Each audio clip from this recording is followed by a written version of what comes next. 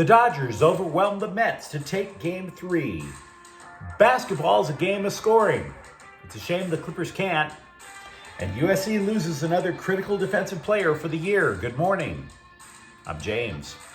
This is your daily dose of sports and start for the greatest sports city in the world, Los Angeles. This is the Faithful Angelenos Morning Report. It is October 17, 2024. I am on my way to the airport, headed out for work, which totally sucks for me. Whatever. Let's get our day off right and talk a little LA sports. If you like being in the know about LA, click the like button. Click the subscribe button. There's a notification bell. Hit that. It'll let you know when we drop new content. Sharing is caring. Let people know we exist, and by all means comment. Now, before we go through the news and notes, we have a bit of an expanded look at the scoreboard. Dodgers 8, Mets 0. The Dodgers now lead the National League Championship Series 2-1. Shohei Ohtani, Kike Hernandez, and Max Muncy all hit home runs. You know, Hernandez, again, everybody says, had a lousy year. Why is he on the postseason roster? 15 postseason home runs, guys. Muncy, by the way, was moved up to fourth in the lineup, which was a good call considering Will Smith has been stinking up the joint. He was dropped to seventh. In the process, they shut Queens the hell up. Walker Buehler gutted it out. Only 51 of his 90 pitches went for strikes, but he and four relievers combined on a 4-hit shutty. Both Mets losses in the series, by the way, are through shutouts. Toronto 6, Kings 2. The wheels have flown completely off for the Kings with a third consecutive loss, and we're only 4 games into the year. And to an extent, I want to be charitable because they're on this ridiculous season-opening 7-game road trip. 2 of the losses were in overtime, but it's hard to be charitable. They've conceded 14 goals over the last 2 games. They fell behind in this disaster 5-0. This is terrible hockey. Can't spin it. They've been playing terrible hockey. Kevin Fiala and Alex Turcotte scored. Today, meanwhile, the Dodgers and the Mets face off in Game 4 of the NLCS at 5. It's Yoshinobu Yamamoto versus Jose Quintana. The Kings are at Montreal at 4. 3 hockey games in 4 days. That just sounds delightful. By the way, Phoenix Copley was summoned yesterday from Ontario. Don't be surprised if he gets the start in net. And what do you say? We get to the news. One of the media oddities that we have established on this channel is about CBSSports.com. ESPN.com is nothing but mugshots of Stephen A. Smith looking stunned or angry. Just ratchet up the emo. CBSSports.com, on the other hand, all they do is they report scores and they create relatively pointless lists that are designed to spark childish debates out of us being offended or something. Yo, let's rank the WNBA backup point guards. No, how about not? So, when I mention that CBSSports.com ranked all NBA teams in terms of their offense, I'm going to tell you what the rankings are. But I'm not looking to start arguments as much as I am to try to illustrate strengths and weaknesses, to illustrate a bigger point. The Clippers, according to this scribe, are considered to have the 22 ranked offense in the NBA. Now, here's what makes that particularly alarming if you buy into this list. The Clippers were ranked 4th last year. Now, the rationale goes way beyond losing Paul George. The scribe said that Kawhi Leonard simply doesn't have lingering injuries. It's more like he's permanently injured. He's Steve-O from Jackass, except he's not flying into piles of animal poo. Beyond aging stars and Norman Powell, there simply isn't much scoring to be found on this roster. If you're wondering how true that statement is, well, Ty Lue yesterday disclosed what his starting lineup is going to be while Leonard tries to recover.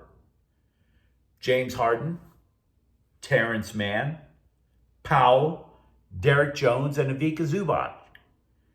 So you look at that roster and you're saying to yourself, okay, Harden has been a scorer. And total cringe. The lineup in terms of trying to put that ball through the hoop is complete cringe.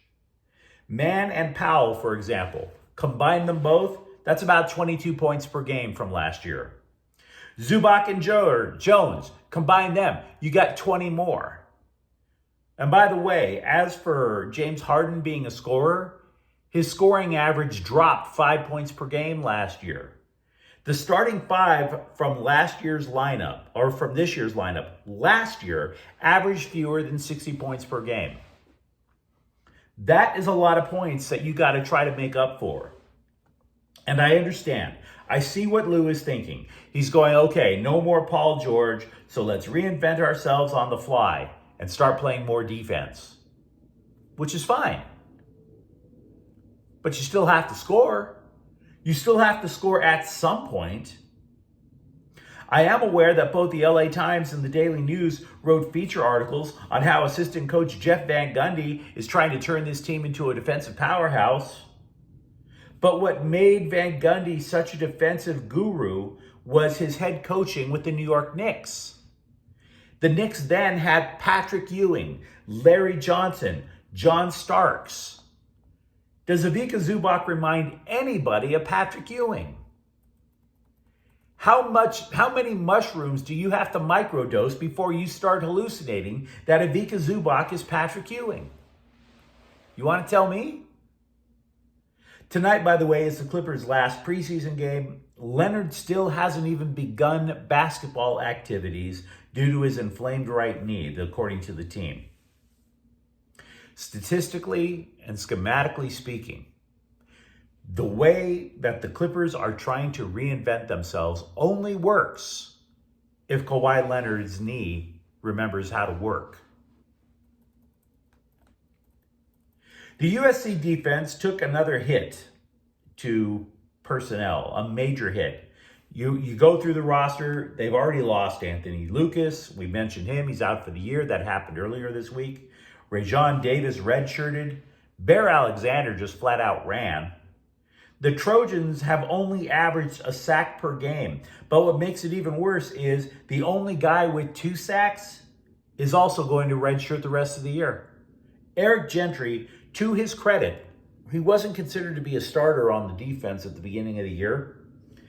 The Trojans were only going to have 2 linebackers. Gentry was the odd man out. Instead, due to his versatility, he could line up at end. So he maximized his time on the field. Gentry posted on social media that he suffered a series of concussions in a very short time. But unlike Alexander, unlike others, Gentry indicated on social media that this move was not a precursor to leaving the program. Quote, I want to make it clear that this decision has absolutely nothing to do with my playing time or NIL opportunities.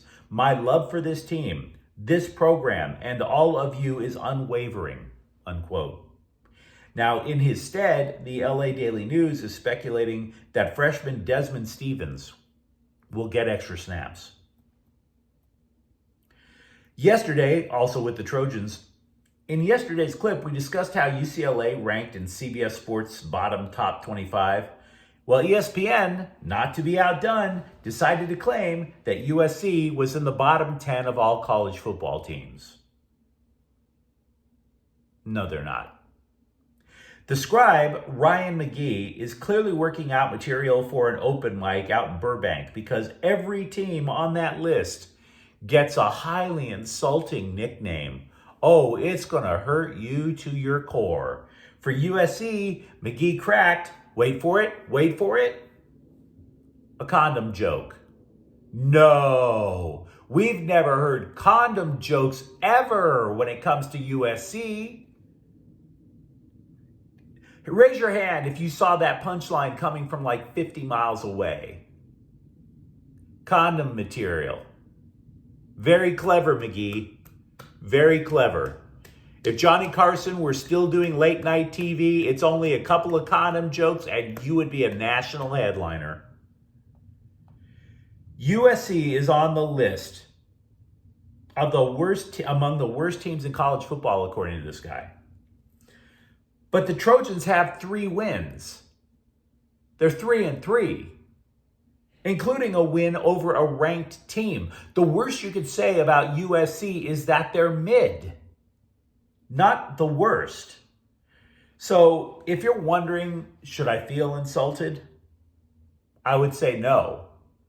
Your intelligence has been insulted. But what do you expect? ESPN has now built their entire network around the shouted, thoughtless hot takes of Stephen A. Myth.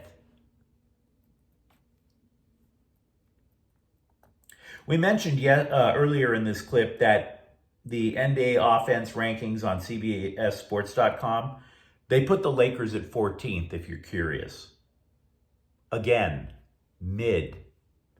The scribe agrees that the offense flows better with Rui Hachimura in it, but the scribe also disagreed with the idea that it makes the Lakers an elite offense, particularly when you cannot rely on LeBron James and or Anthony Davis being healthy all year, which is fair.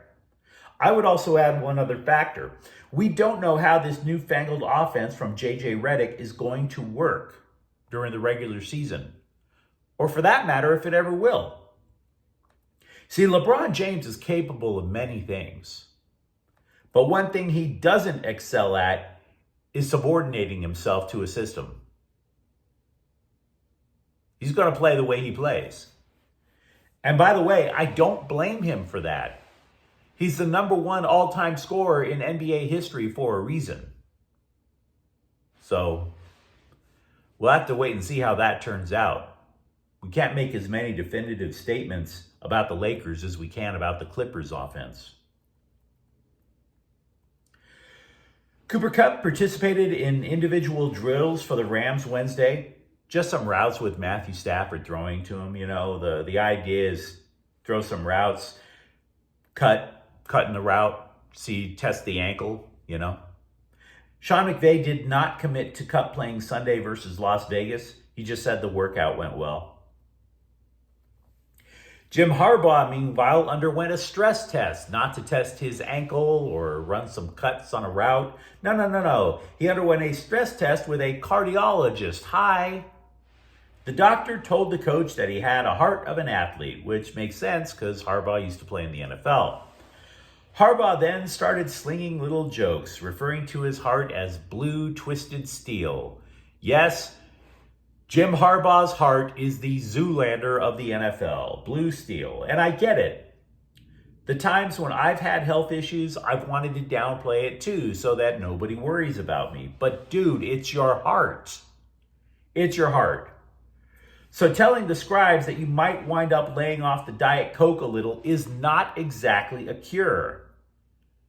And by the way, if that's the advice your cardiologist gave you, maybe Reddit might be a better choice. If a doctor tells you, yeah, you know, your heart sucks, all you got to do is start not drinking Diet Coke. Maybe if you could add to that list of things to do to make sure I don't drop dead on national TV, that would be pleasant. Seriously, all you have to do is lay off the Diet Coke and you're going to live forever. Just have Smart Water sponsor the Super Bowl or something. I mean, goodness. Meanwhile, on the roster, with multiple defensive backs out, including Asante Samuel and Jasir Taylor, the Chargers have made do with 2 rookies with surprisingly effective results. Cam Hart played all 55 snaps against Denver last weekend. Taheeb Still has averaged 44 snaps over the last 2 weeks. Both are expected to start Monday against Arizona. UCLA basketball held a scrimmage for program donors to flaunt its offseason rebuild. The LA Times scribes just gushed that the top 2 levels of the depth chart, that both of them could beat last year's team. Now that might be a bit much. That might be a bit. But I don't doubt for a moment that the Bruins are way better overall. Last year's leading scorer, Sebastian Mack, doesn't even have a starting gig locked up, according to reports. So yeah, I buy in. They've improved. UCLA will also honor the late Bill Walton, a two-time NCAA champ and a true ambassador for the game, February 23rd when the Bruins take on Ohio State. If you attend the game, they'll give you a tie-dye t-shirt because Walton was such a huge fan of the Grateful Dead. He died at age 71 in May. Angel City defender Merritt Mathias has retired after 12 seasons. She is one of 11 women to play the entire 12-year history of the NWSL. She won the league title 3 times. She says she's retiring because she has type 2 diabetes, which makes recovery from anything just that much more difficult. But you let me know what you think in the comments thread. How optimistic are you now that the Dodgers have won the all-important Game 3? For that matter, do you think the ranking about the Clippers offense or the Lakers offense is incorrect? And if you enjoyed the content, don't forget to subscribe to Faithful Angelenos. We're talking LA sports every single day here. Thank you for watching. I'm James. We'll be back tomorrow from NoCal. Faithful Angelenos is a Kian Corte El Queso production. Take care.